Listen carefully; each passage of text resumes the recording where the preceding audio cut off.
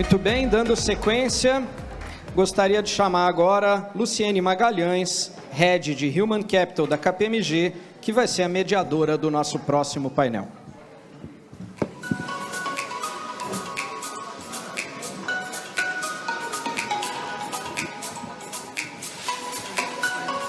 Obrigada.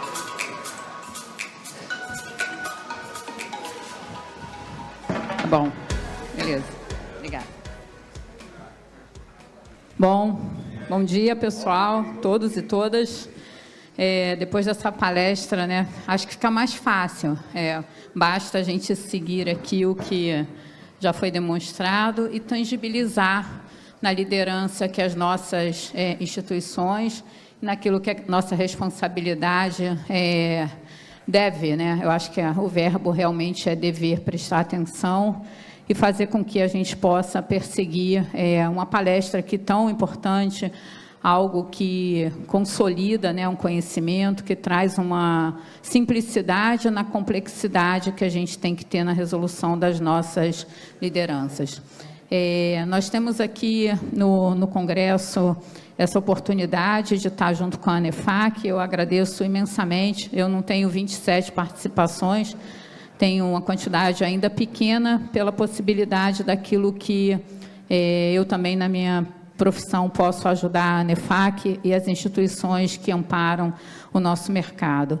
Esse painel intitulado Propósito e Impacto Social, ele, como pessoas e gestão humanizada se tornam vantagens competitivas, tem a ver com tudo que eu faço hoje, né, que eu recebo, eu brinco, né, na minha gestão, que eu recebo muito bem para isso, então eu tenho que fazer o melhor. Ele trata de estratégias para cultivar habilidades interpessoais, que já foi colocado aqui pelo Dr. Eduardo, habilidades digitais e o valor dessas soft skills, como comunicação e colaboração, o engajamento, como é que a gente faz com que os nossos colaboradores se engajem, como é que a gente presta atenção, como é que a gente tem uma escutativa melhor, além das ferramentas digitais. A gente fala hoje muito sobre inteligência artificial, mas a gente às vezes esquece de perceber que a inteligência artificial é artificial. E é como que a humanidade, né, vai fazer com que as nossas competências humanas também tenham essa aderência com a inteligência artificial. E o nosso papel, que é, acima de tudo, o mais importante. Para se juntar nesse debate, eu convido ao pároco Leandro Carpes, ele é diretor na Heineken. Muito obrigada por nos favorecer com a sua presença. Também o Fábio Santos, ele atua como RH há 27 anos, mais de quase 3 décadas, né, Fábio? Muito obrigado. Passando também por lideranças e, atualmente, na consultoria, fazendo com que a gente possa ainda mais ter uma representatividade na experiência. Lembrando a todos e todas que as perguntas poderão ser feitas, por favor, né, façam perguntas, é assim que a gente torna esse evento mais integrado, né, entre todos nós, e onde a gente consegue buscar aquilo que está tangibilizando dentro das nossas marcas. Então, por favor, se puder colocar o PPT. Eu vou me sentar. Muito obrigada.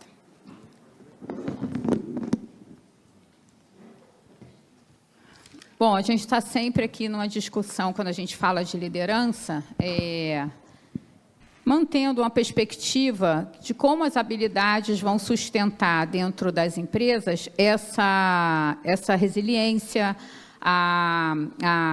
o ambiente, como é que a gente pode melhorar o nosso ambiente e como que essas vantagens humanas, na perspectiva de soft skill, podem nos amparar.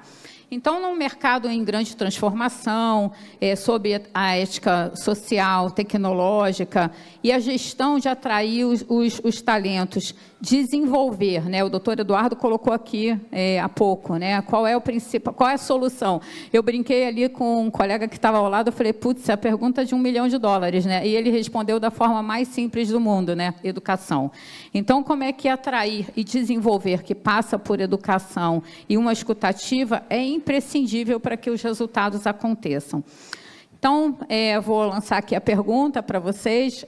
Como é que as empresas de vocês vêm fazendo para balancear essa gestão humanizada em um ambiente que exige mais velocidade nas entregas? Porque a velocidade anda nervosa, né? Ela está bem corrida.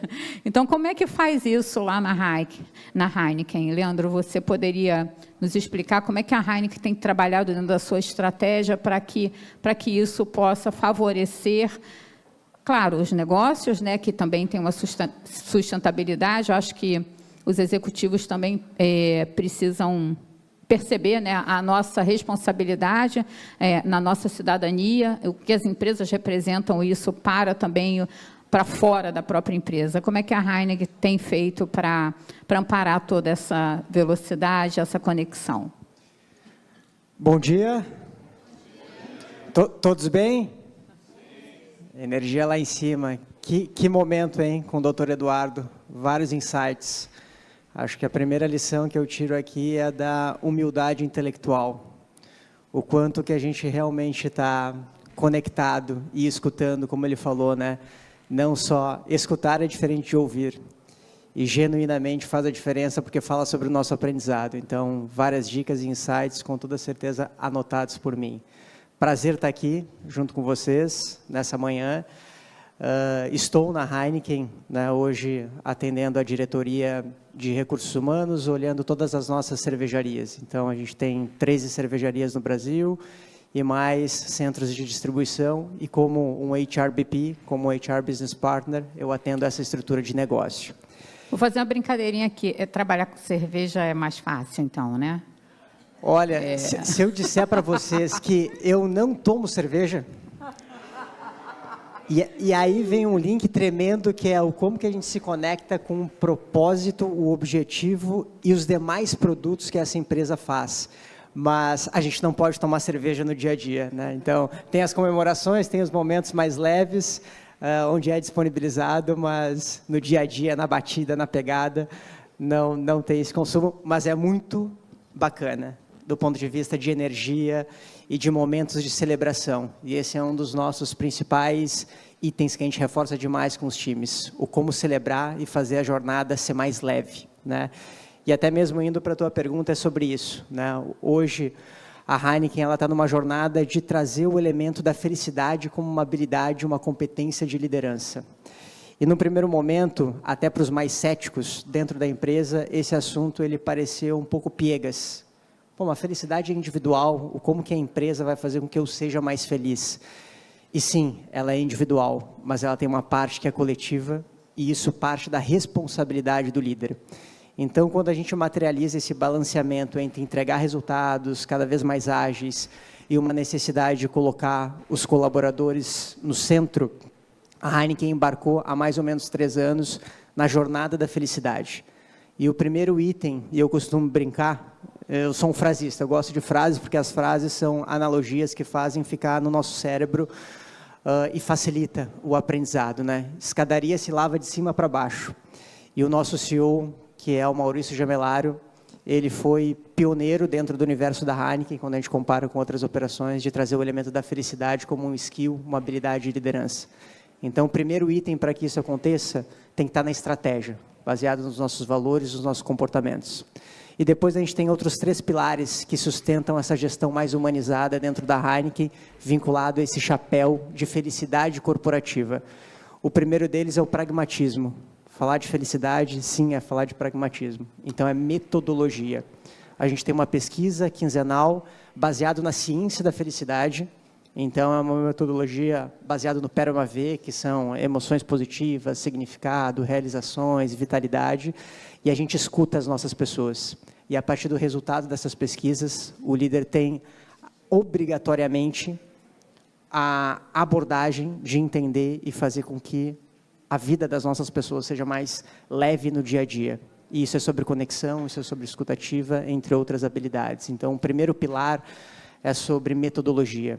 O segundo é desenvolvimento da liderança, porque a liderança tem essa responsabilidade primária, depende da liderança gerar esse ambiente de segurança para que as pessoas possam potencializar suas competências. E, por fim, não menos importante, formação de embaixadores. São multiplicadores que podem levar o tema, a partir da metodologia e da ciência da felicidade, no dia a dia. Porque a felicidade, naquilo que a gente acredita, no que a ciência traz, é feita por relacionamento. Então, respondendo de uma forma um pouquinho mais resumida, é um pouco do que a gente está fazendo na Heineken e, obviamente, à medida que a gente tiver esse bate-papo, eu vou explorar mais esses elementos. Eu vou tornar a sua vida um pouquinho mais difícil no futuro, porque assim, eu já tive a oportunidade de ver essa metodologia. É uma metodologia, tem ferramentas, é possível de extrair resultados.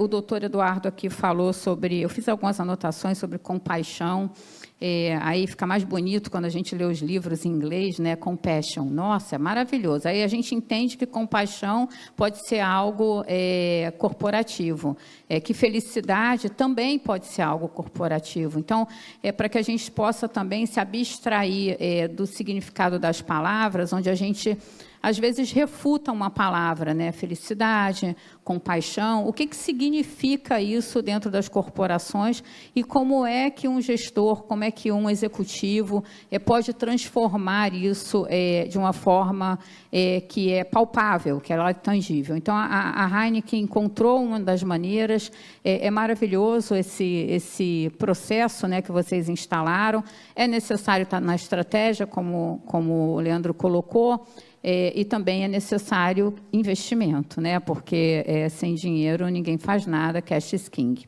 Então, muito obrigada. Eu sei que eu torno sua vida mais difícil, mas é assim que a gente também colabora com a sociedade e que as marcas propagam, né, aquilo que estão fazendo para a sua comunidade. Qualquer coisa eu faço o link com o Leandro.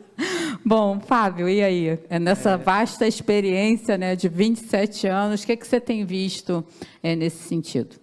Bem, bom dia a todos, né? Parabéns à NEFAC pelo evento, muito bem organizado. Eu gosto de falar, né, dos meus 27 anos, eu passei 18 anos na Localiza, empresa de aluguel de carros, saí agora em início de março de 2025, e para mim, o que mais marca, né, de uma liderança dessa humanizada, né, com essa visão de cuidado, né, porque, na verdade, a diretoria de felicidade criada na Heineken é uma diretoria de cuidado, né, está buscando cuidado dos colaboradores, cuidado daquele ecossistema ali. E o grande aprendizado para mim na Localiza, né, que eu vou contar um pouco mais da história da Localiza, foi onde que eu vivi muito mais tempo nos meus últimos anos, são os valores da companhia, né. Os valores são fundamentais para guiar a liderança, né? Então, na Localiza tem 3 valores que são pilares indiscutíveis, né? Que começa com gente, resultados e clientes. Então, lá não se abre mão desses 3 pilares. E um exemplo clássico disso, né? Eu acho que todos nós aqui vivemos, não teve como não viver, foi a pandemia, que tem 5 anos que aconteceu, e lá o primeiro fator que nós olhamos quando começou a pandemia, quando tem naquele 20 de março fatídico, ali teve o anúncio, né, da OMS, foi cuidar das pessoas. Então, a companhia parou e o primeiro ato foi, vamos cuidar das pessoas, conforme está previsto no nosso livro de valores, na nossa cultura, né? Então, isso foi fundamental.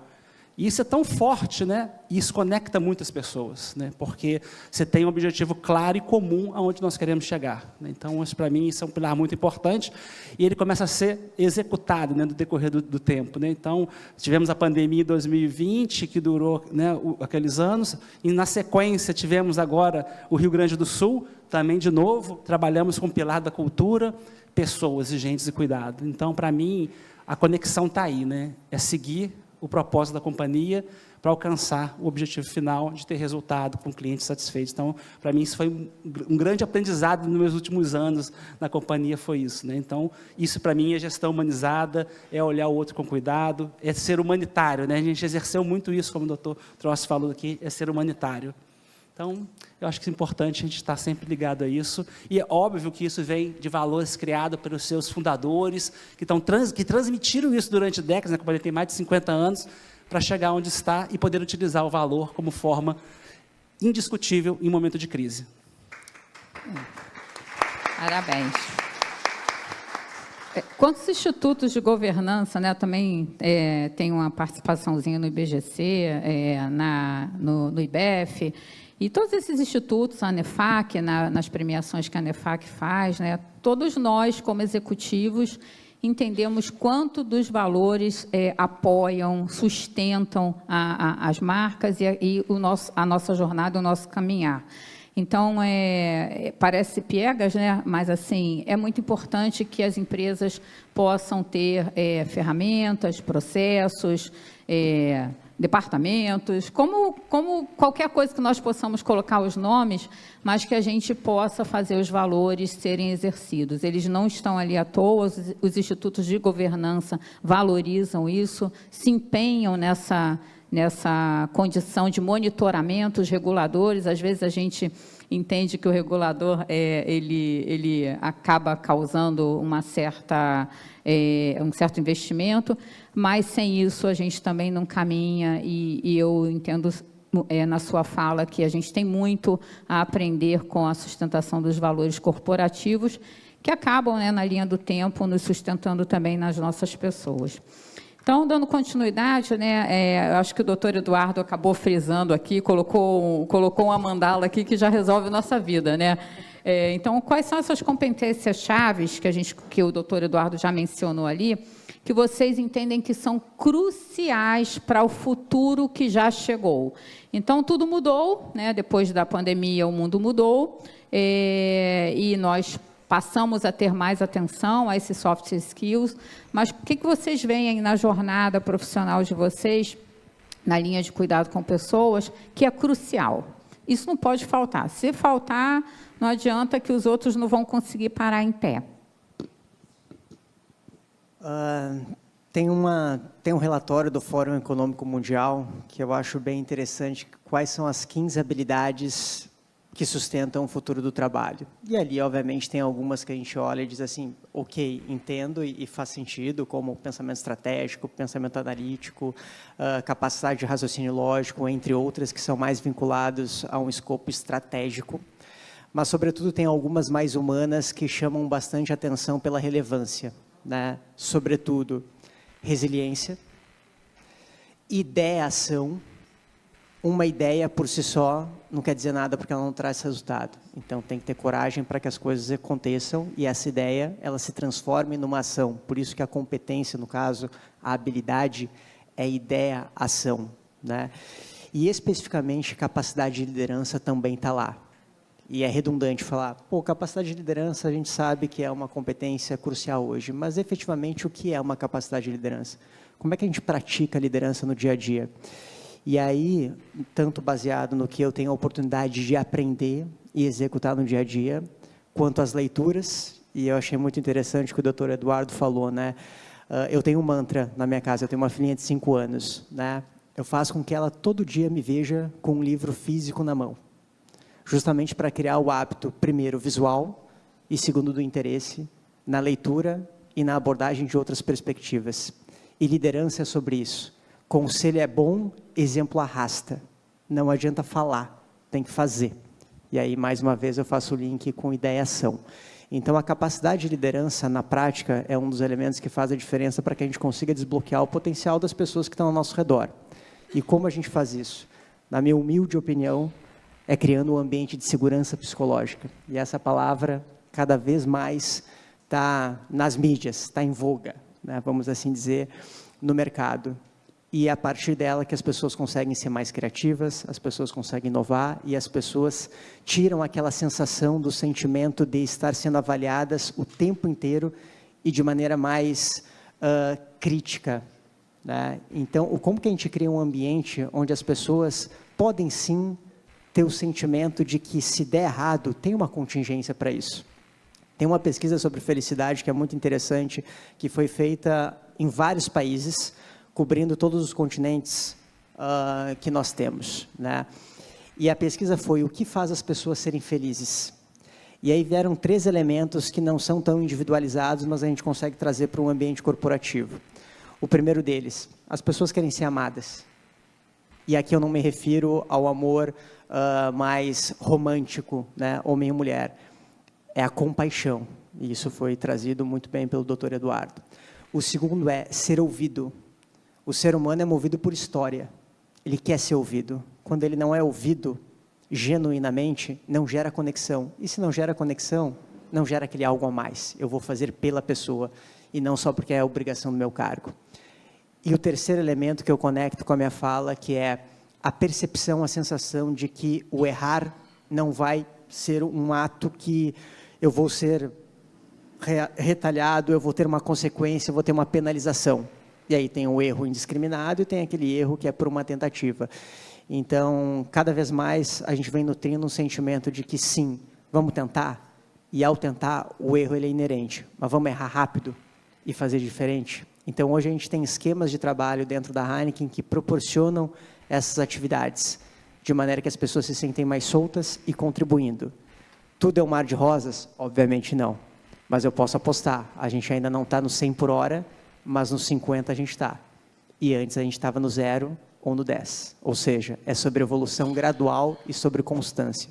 Então, um pouquinho das habilidades que são necessárias são essas, né, a meu ver, e pela experiência.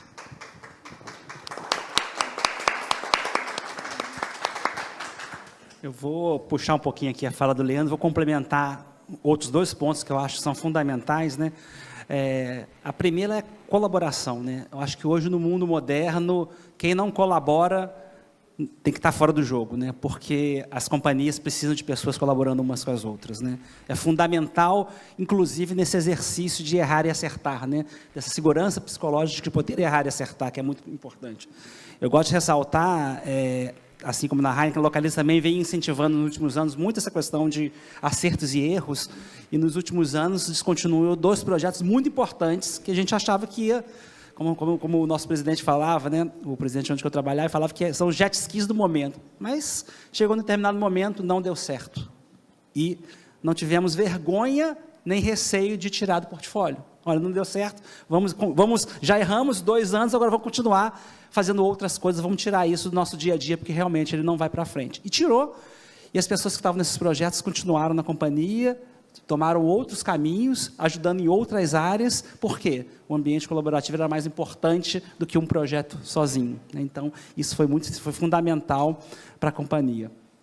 E nada melhor do que o exemplo, né? Também que o Leandro citou aqui, o exemplo é isso, o líder máximo fala assim, ok, eu errei onde aprovei esse projeto, agora vamos virar a página e vou começar uma nova história, né? Então, isso é fundamental como competência para mim hoje, ter todo mundo colaborando nesse ambiente, que também proporciona, né, e exige uma melhor adaptação também do dia a dia, né? Então, a adaptabilidade é importante também, sabermos que a gente vai ter que mudar a todo momento, né? Então, vem aí a inteligência artificial, que da noite para o dia mudou nossas vidas, né? Então, a gente está usando uma ferramenta online, as empresas estão investindo milhões, mas qual que vai ser o futuro dessa ferramenta, né? Onde os seres humanos vão estar inseridos aí? Quem está ensinando essa ferramenta são os próprios seres humanos, aí para mim está a inserção, né? Então, a capacidade analítica, capacidade de criação vai continuar, né?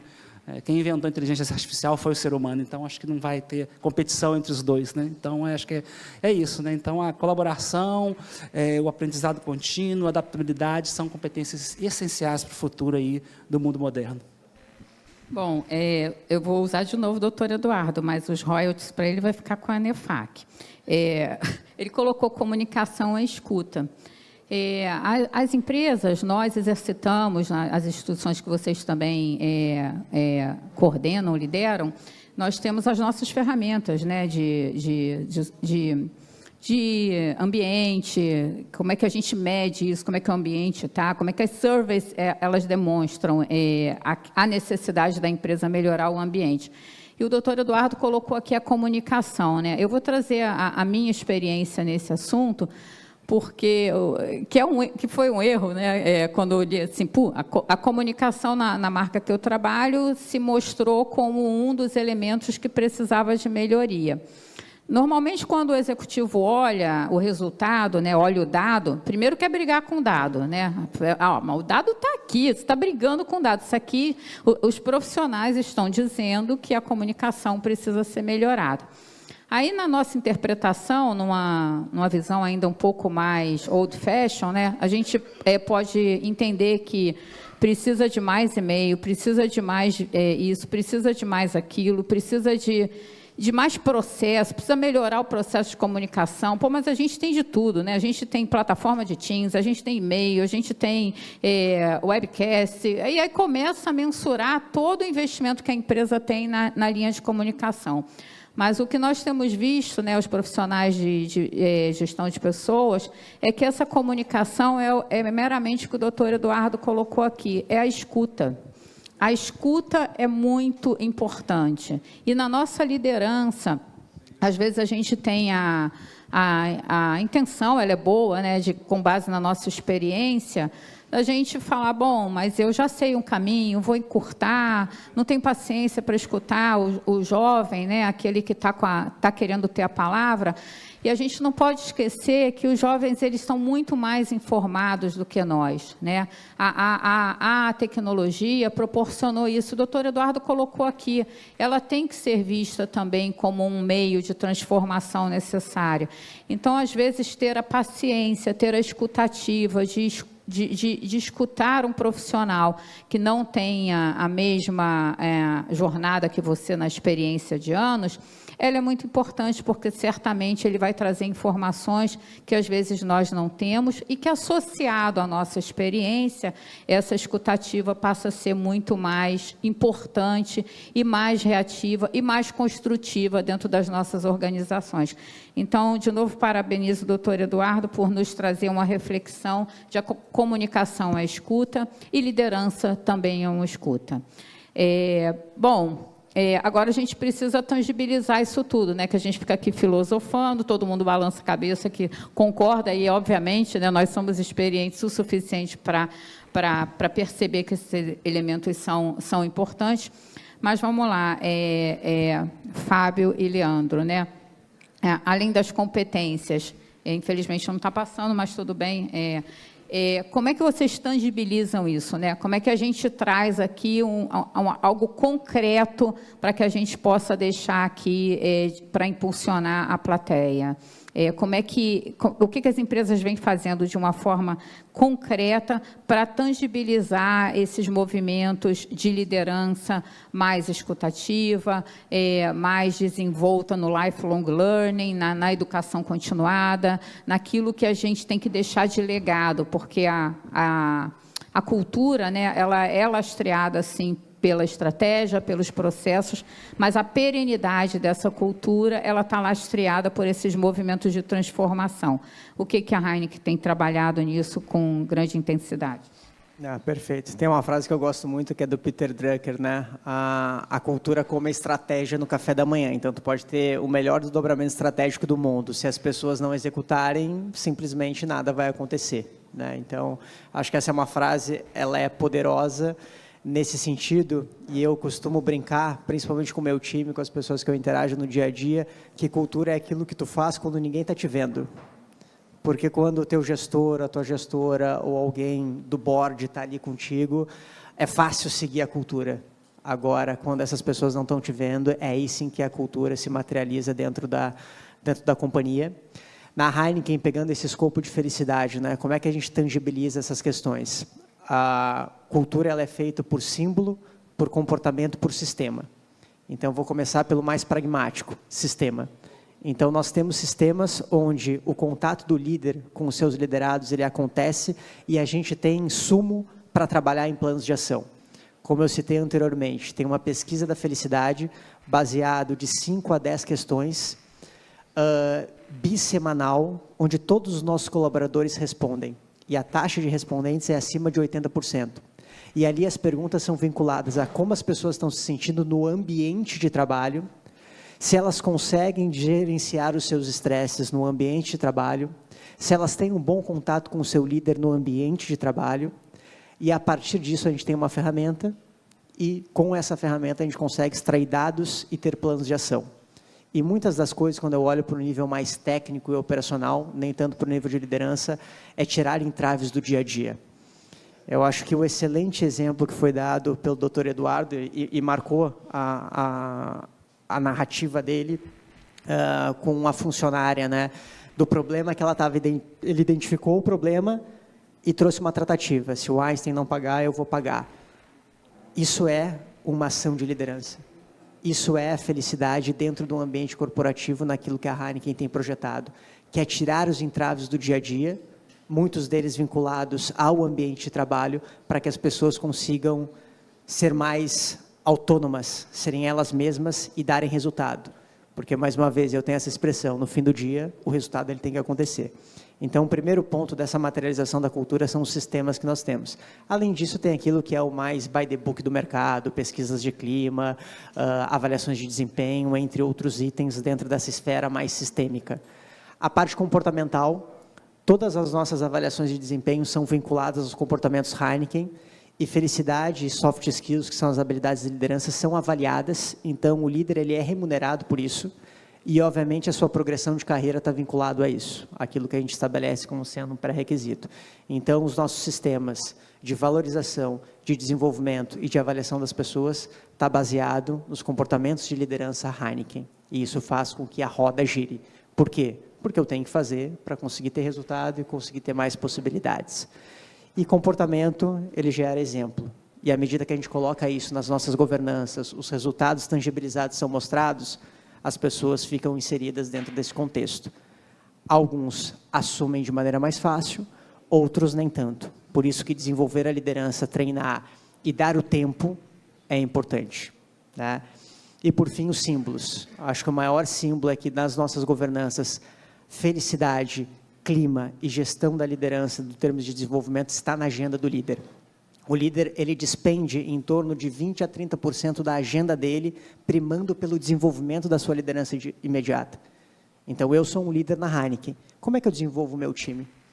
Como é que eu estruturo ações onde eles possam, de certa maneira, potencializar aquilo que é necessário? E, às vezes, são em condições simples, como reuniões individuais, de one-to-one, que a gente costuma trazer na Heineken. E essas reuniões têm metodologia, saber como as pessoas estão, e aí vem a questão da saúde mental, que foi muito bem colocada, e cada vez mais ela é algo que nos pressiona. Assuntos do dia a dia, como que a gente destrava, como que a gente executa, como que a gente bola, pensa juntos. E, por fim, feedback. Feedback é uma das ferramentas mais importantes para o desenvolvimento da liderança. Sem feedback, não há progressão. Porque não é sobre a intenção. Eu achei que estava fazendo certo, sobrecarregando o meu time. Eu achei. Agora, a percepção do meu time não foi essa. E cada vez mais a gente vem trazendo esses exemplos, às vezes até binário, para que a liderança entenda a importância de dar, mas, sobretudo, de estar aberta a ouvir feedback. Tanto que a gente está numa toada de continuous feedback, né? Então, isso tem que acontecer dentro da rotina do líder com as suas equipes. Então, é uma maneira um pouco mais resumida aqui pelo nosso tempo, de tangibilizar essa cultura de desenvolvimento e hoje sim de felicidade como uma habilidade, uma competência de liderança. Harvard tem um paper que coloca lá que eu demorei a gostar desse statement, né, que um processo necessário. Então, vocês podem observar aqui que existe uma ferramenta, que existe um link, que as avaliações da liderança, da gestão, não está relacionada simplesmente, né, que é uma parte significativa ao financeiro, né? O financeiro, ele é necessário, ele será alcançado de uma maneira ou de outra.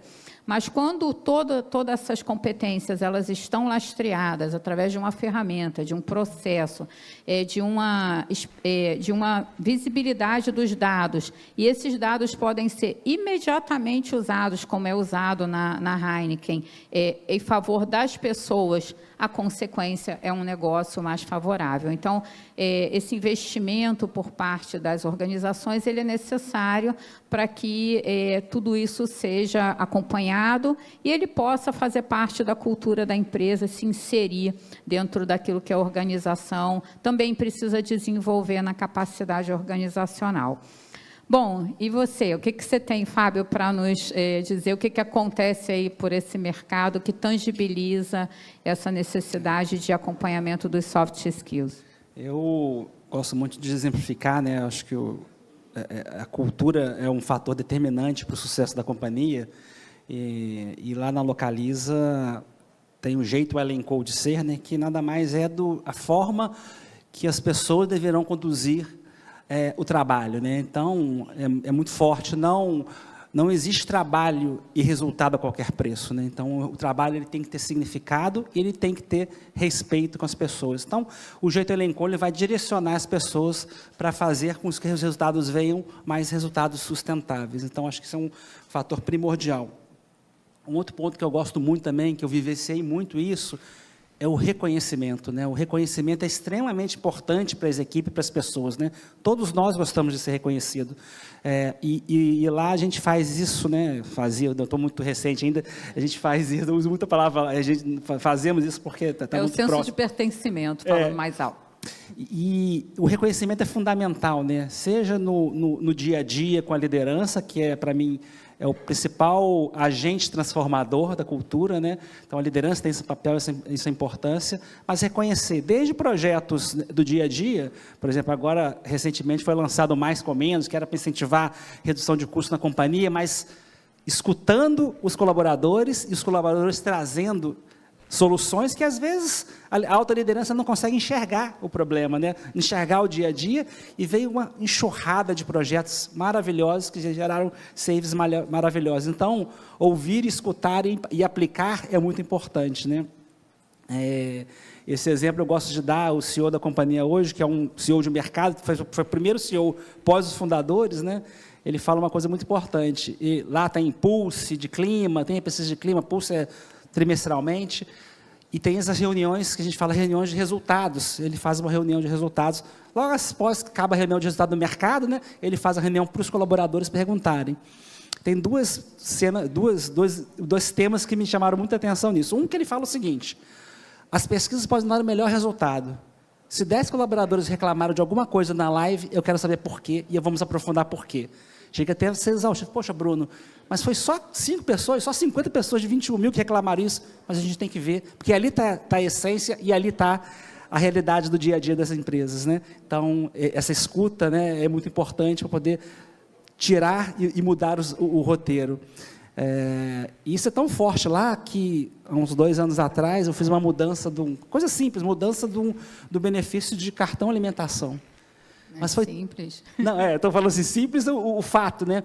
Mas deu uma repercussão tão negativa na companhia, um simples fato, mudamos o cartão, mudamos para um outro cartão que a gente achava que ia ser interessante, foi uma enxurrada de reclamações. Rapidamente, quando a gente viu que, poxa, erramos, né? Não era para ter mudado, voltamos para o fornecedor, escutamos os colaboradores de novo, por que vocês não gostaram? Por causa disso, queremos voltar para o fornecedor antigo.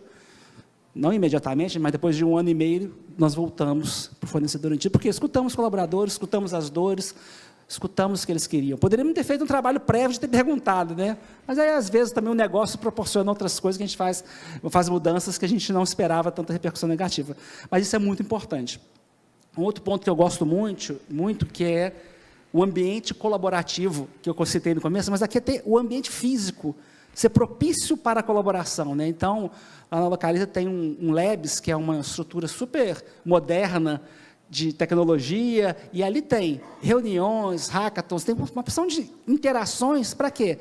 Para melhorar o dia a dia da companhia, trazer inovação para a companhia. Então, isso está ligado à cultura da companhia, né? O que ela quer ser, né?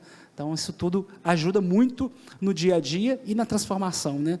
E traz para a modernidade. Eu acho que esse é o fator principal, é trazer a modernidade, acompanharmos a modernidade, porque se nós não acompanharmos a modernidade, as coisas tendem a não ter perenidade, né? Então, a gente tem que estar muito atento o que vem no futuro, porque o futuro, o passado já foi, o presente está aqui, a gente não consegue mudar, né? O futuro a gente pode tentar conduzir melhor. Então, isso que a minha cabeça sempre é direcionada para isso, né? Vamos sempre estimular o ambiente a transformar e criar um futuro melhor. Para mim, isso é fundamental no dia a dia da gestão. Muito bem, obrigada. Eu vou trazer também alguns exemplos. Eu até peço perdão, eu não me apresentei, eu me sinto tão parte da ANEFAC que eu estou aqui como nós, né? Eu esqueci de falar, eu trabalho na KPMG há 36 anos já, entrei como trainee. Hoje, fiquei na área de auditoria por 31 anos, de Banking Finance, e hoje eu lidero a área de pessoas da firma. Então, eu tenho muito contato com o nível gerencial na KPMG, nós temos 1000 gerentes. E eu, numa atitude assim que não foi muito consciente, abri um Teams para todos os gerentes, e eu estou lá no meio desse Teams.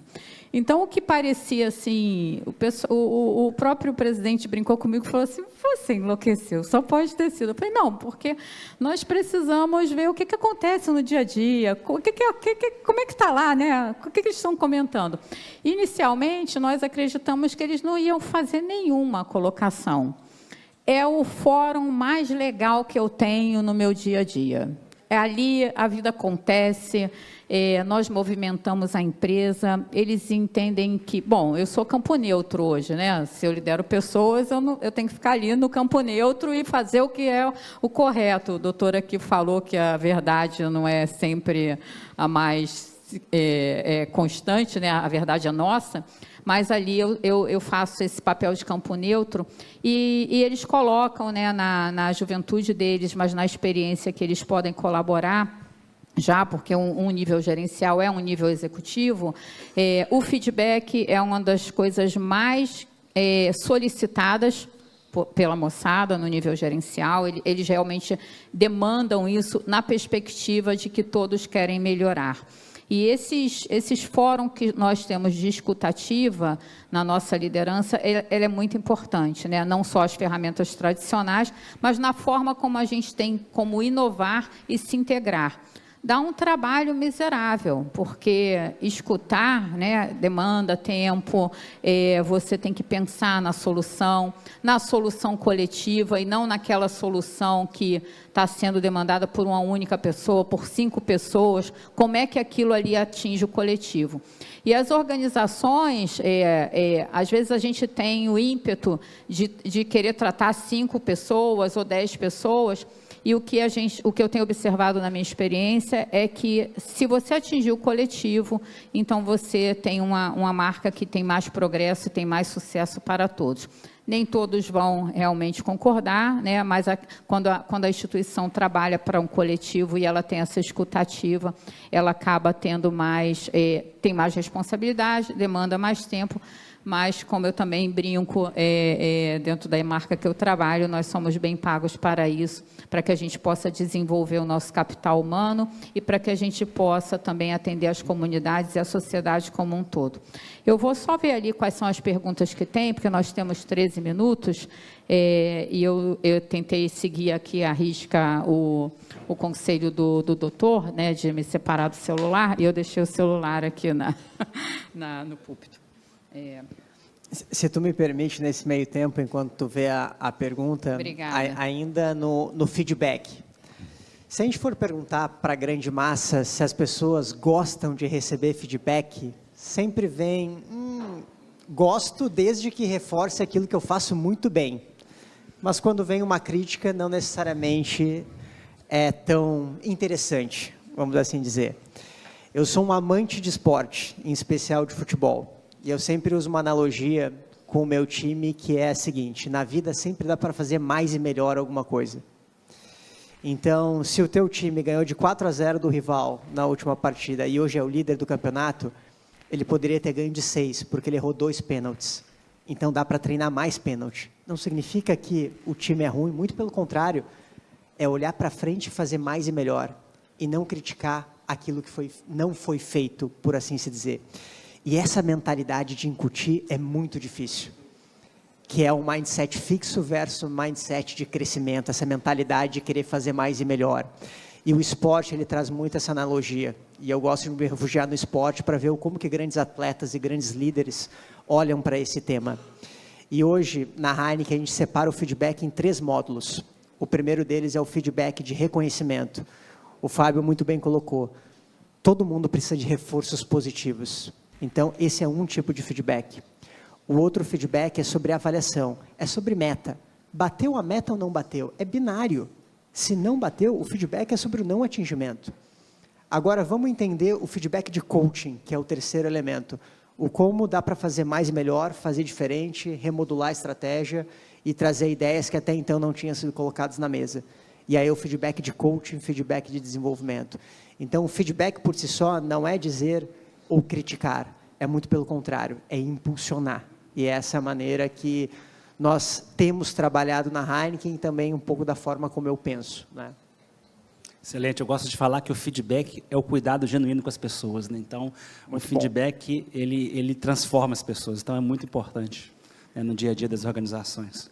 Bom, tem uma pergunta aqui que é inteligentíssima, né? Porque isso é comum na nossa vida, na nossa gestão, na divisão das águas, o que a empresa deve fazer, o que ela deve investir, e aquilo que é requerido, às vezes, como uma empresa, na reação que a empresa tem que ter, né? Então, muito obrigado, Roberto Vertamati.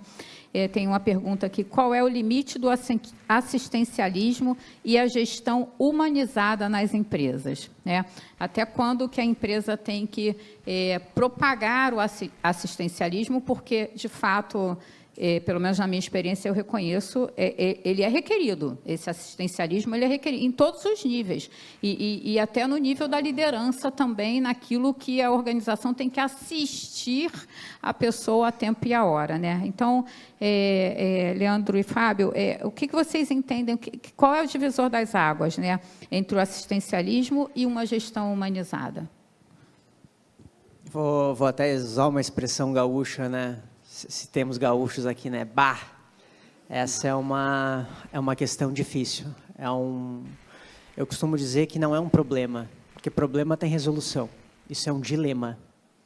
E não existe certo ou errado num dilema. E o como, no dia a dia, praticar, saber esse limite, é super importante para que a gente não comprometa a performance. Porque a performance é um imperativo do negócio. Tudo isso que se faz é para que a gente tenha performance e tenha rendimento.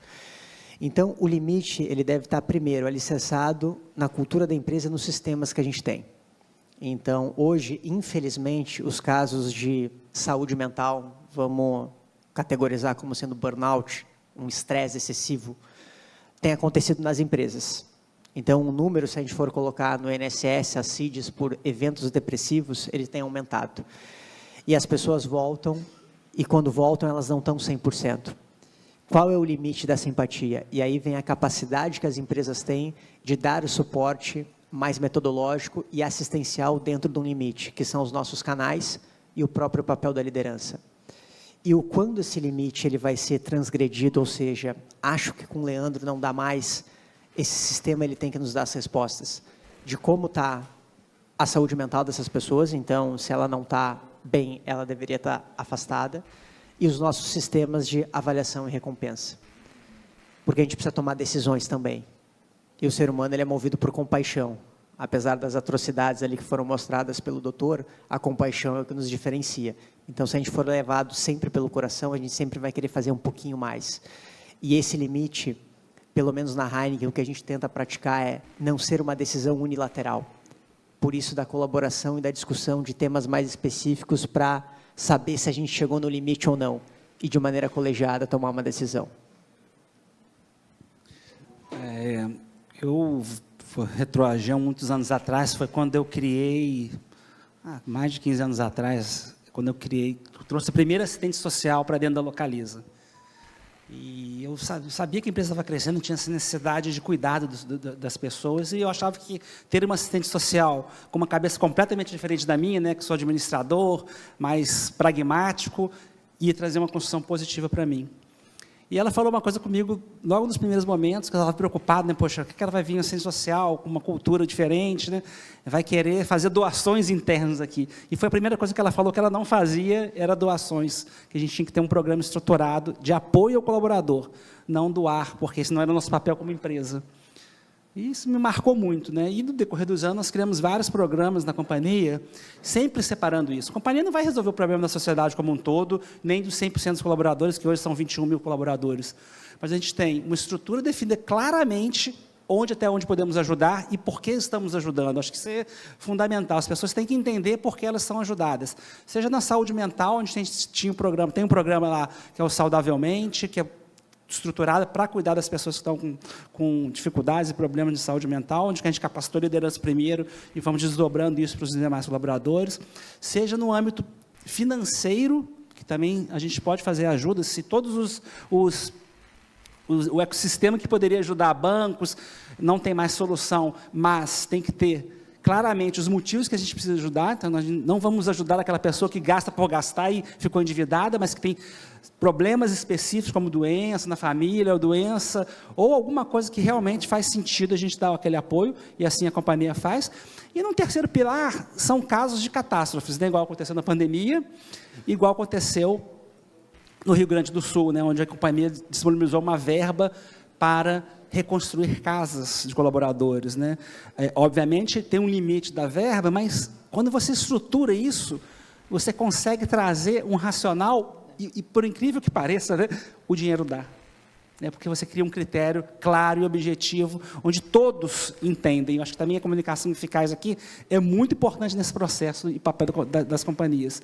Então, esses 2 eventos macro, a gente sempre fala assim, gente, é muito claro o que nós fizemos, né? Então, poxa, foi um super apoio para o Rio Grande do Sul, construímos casas, alugamos pousadas para os colaboradores que ficaram sem residência durante um período. Então, assim, foram feitos vários trabalhos humanitários, sociais aí pela companhia, dentro do limite que cabia a companhia, né? Eu acho que isso é mais importante. E também, esse movimento ajuda com que todos os colaboradores também fizessem esse movimento positivo de ajuda, né? Então, demonstra também, de novo, o cuidado que a companhia tem com as pessoas e volta nos valores, que eu acho que é fundamental. Então, acho que esse papel é muito importante. Perfeito. Essa forma de separar é muito importante. Eu também concordo, né? Eu acho que os limites eles vão até as políticas. Um exemplo que eu posso trazer da KPMG, nós formamos fundos para desastres climáticos. Os primeiros fundos arrecadaram com o dinheiro dos profissionais, dos sócios, de todos os profissionais, dos amigos dos profissionais, das famílias dos profissionais, e na última desastre que nós tivemos no Rio Grande do Sul, isso formatado, com governança, com encaminhamento do dinheiro, com auditoria do dinheiro, dentro de uma empresa de auditoria, nós arrecadamos um fundo de $500 mil, com a ajuda dos próprios profissionais, exercendo a cidadania e sabendo que aquele processo ele é íntegro o suficiente para que aquele dinheiro vá alcançar as ONGs também, que estão estruturadas para definição e utilização daquele valor. Os limites nessa pergunta, Roberto, para mim, eles são... um limite, assim, limítrofe mesmo, né? Às vezes a gente tende um pouco mais para o assistencialismo e às vezes a gente tende mais para aquilo que está no limite do processo. Às vezes eles se confundem, mas se as políticas elas são bem comunicadas e elas são bem entendidas, né, pelas nossas organizações, a gente tem o sucesso de mostrar também quais são os valores que drivam a empresa. Bom, nós temos só 2 minutos. Agora a gente... Obrigada a vocês, né, que fizeram a apresentação. A gente agradece o Leandro, o Fábio, pelo excelente painel. Convido os membros da ANEFAC, Charles Holland, conselheiro colegiado, e o Roberto Duarte, diretor de controladoria, e o Alexandre Garcia, pró-reitor da FECAP, para entregarem uma lembrança aos painelistas. Muito obrigada a todos e todas. Tenham um excelente dia e até breve. Obrigada.